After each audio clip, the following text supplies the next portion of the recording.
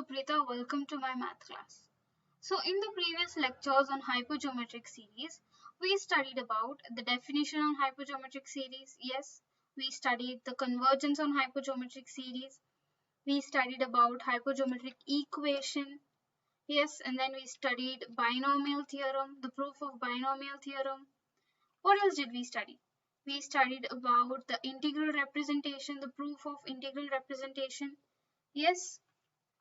Now, in this lecture, let us study something about Gauss summation formula. Okay, what does this Gauss summation formula state?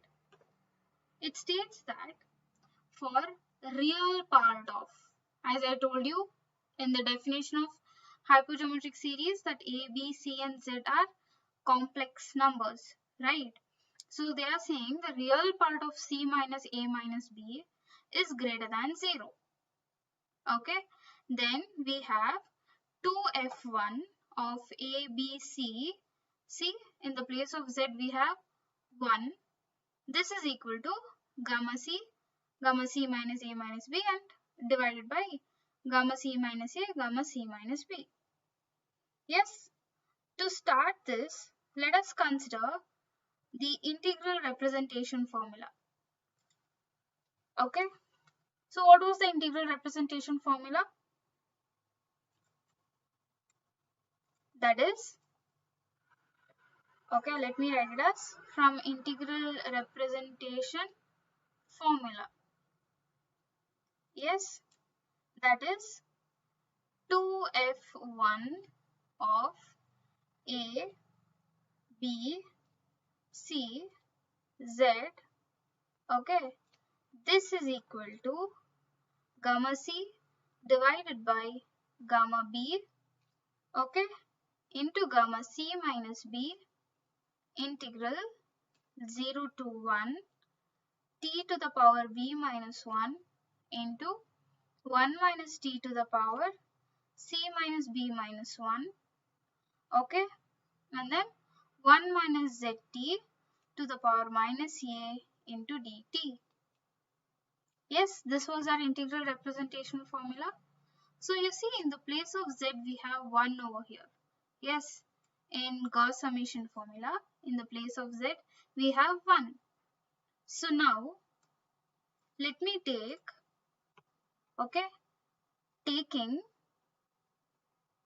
yes, limit, okay, z tends to 1 on both the sides. Yes, so what would I get? If limit z tends to 1, I would have to write 2f1 of a, b, c, 1. Agree?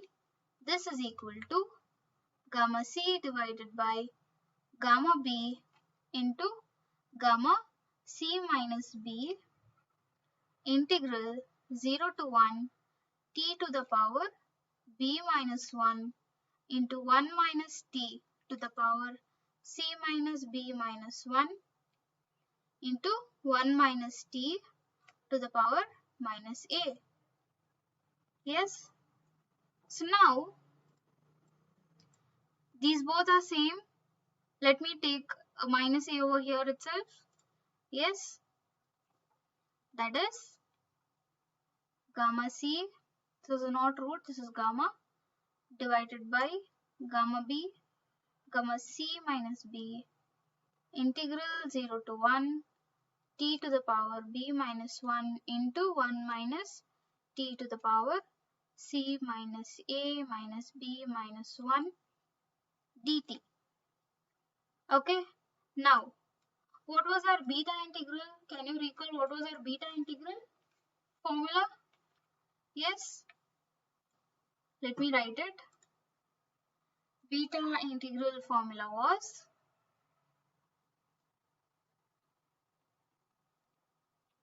beta integral formula was integral 0 to 1 t to the power x minus 1, 1 minus t to the power x minus 1 dt is equal to, sorry, this was y minus 1, right?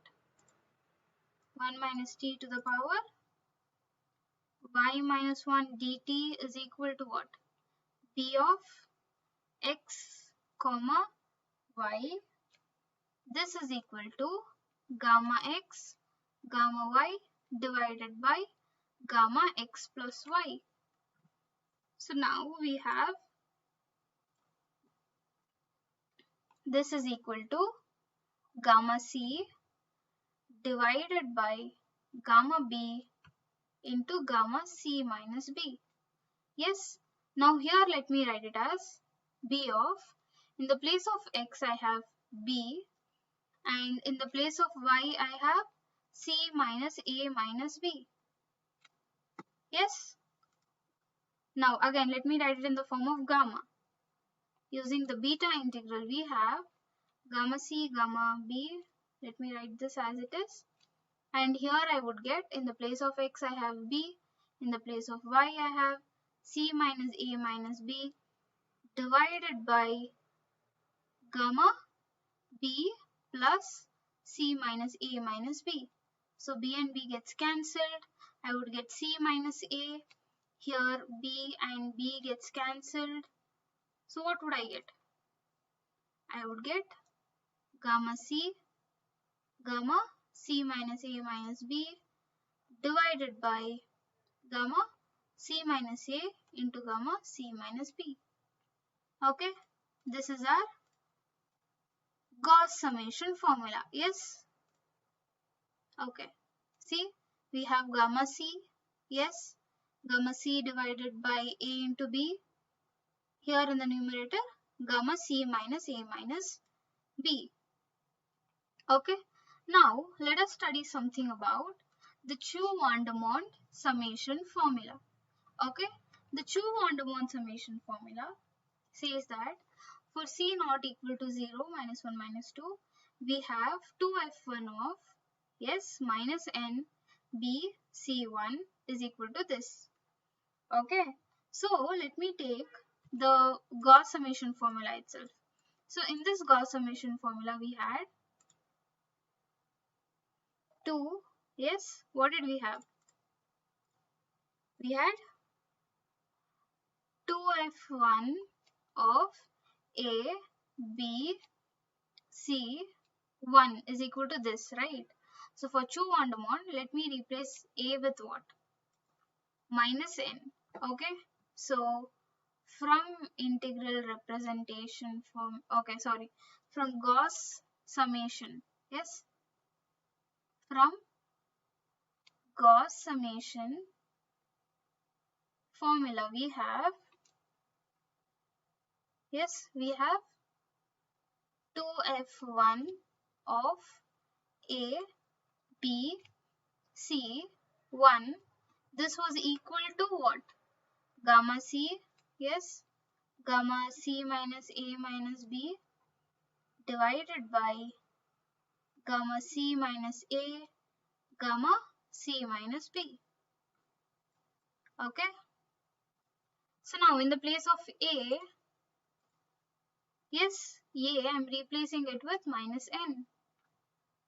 Okay. So I would get 2f1 of minus n b c 1.